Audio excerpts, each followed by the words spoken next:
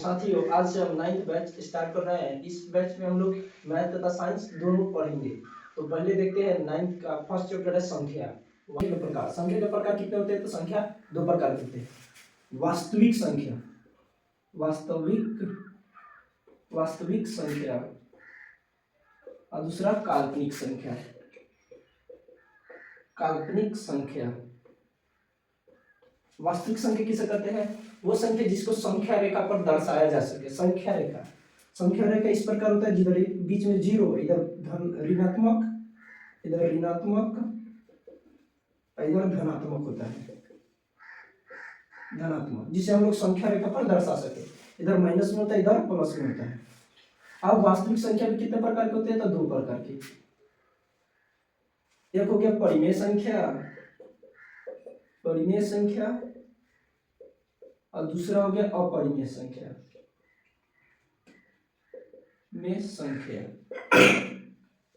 परिमेय संख्या, अपरिमेय संख्या।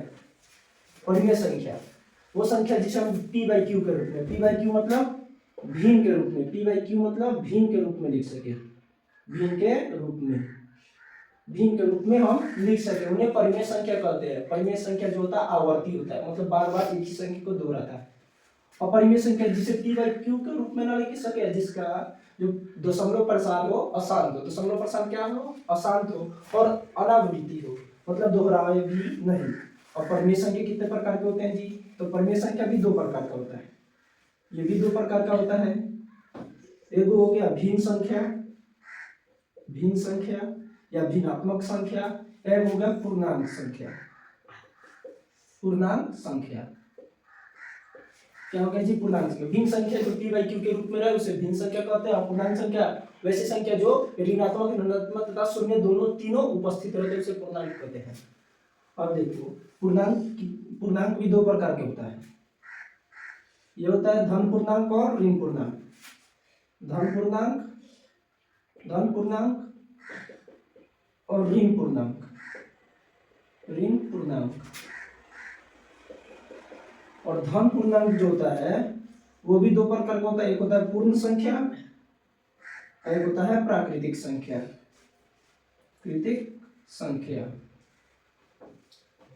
धन पूर्ण संख्या वो जो जिसमें प्लस ही हो, ऋण पूर्ण संख्या जिसमें माइनस ही हो, जिसमें सिर्फ माइनस हो। तो धन वाले में पूर्ण संख्या आता है और प्राकृतिक संख्या दोनों आता है।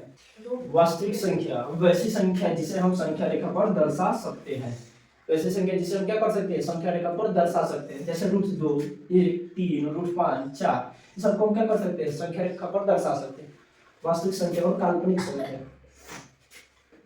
काल्पनिक संख्या ऐसा संख्या जिसमें, देखिए, काल्पनिक संख्या जिसमें वैसी संख्या जिसे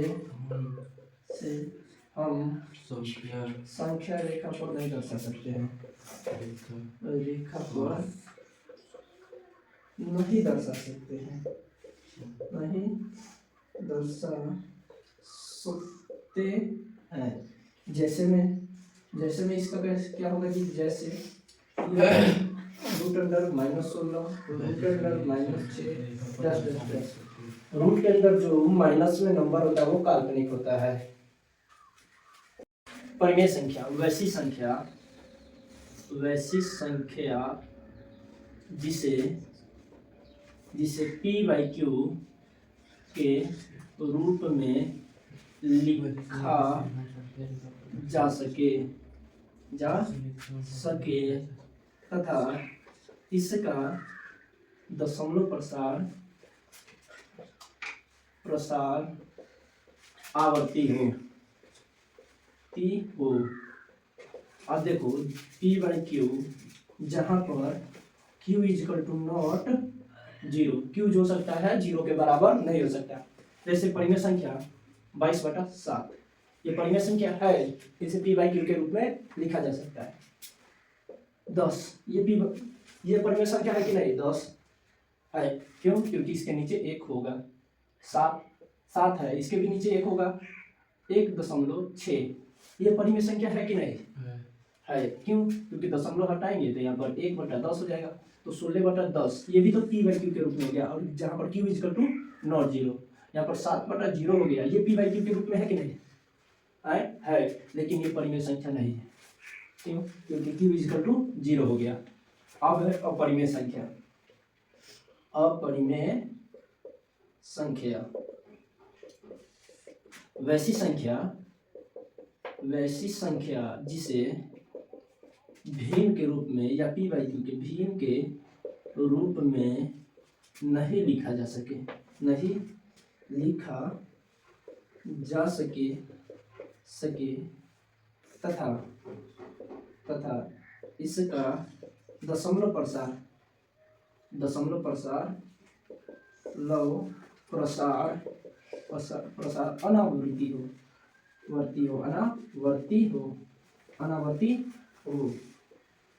अनावर्ती हो, जैसे 1.616 प्रत्येक अपरिमेय संख्या एक वास्तविक संख्या हो सकता है, जी जरूर, प्रत्येक अपरिमेय संख्या वास्तविक संख्या हो सकता है, लेकिन प्रत्येक वास्तविक संख्या अपरिमेय संख्या नहीं हो सकता है। क्यों जी? क्योंकि क्या होता है, वास्तविक संख्या क्या होता है, अपरिमेय तथा परिमेय दोनों होता है, क्या होता है, दोनों होता है।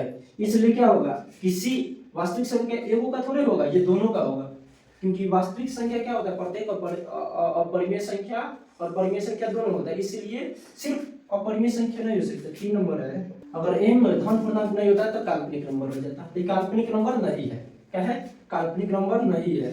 तो क्या प्रत्येक बिंदु संख्या रेखा के प्रत्येक बिंदु, मान के चलो ये सब, ये -1 हो गया, ये हो गया +1, ये +2, इसको भी हम √m के रूप में लिख सकते हैं, नहीं, ये क्या हो जाएगा, असत्य हो जाएगा, ताकि ये 2 ना होगा, ये 2 होगा, ना कि √2 होगा, समझ में आया, ये 2 हो सकता है, ना कि √2 होगा, तो ये असत्य है, क्या है, असत्य है। क्यों असत्य है जी? क्योंकि कह रहा है कि प्रत्येक बिंदु क्या है, प्रत्येक बिंदु के m में लिखा जाए, नहीं, प्रत्येक बिंदु को रूट के अंदर में नहीं लिख सकते हैं, क्यों? जब यहाँ पर देख सकते हैं जो m है वो दो जो बिंदु वहां पर √m नहीं लिख सकते हैं, मतलब रूट में कोई भी ऐसा संख्या नहीं है जो 2 के बराबर, तो √4 लिख सकते हैं, इसका मान कितना आ जाएगा, 2 के बराबर आ जाएगा, तो ये असत्य होगा।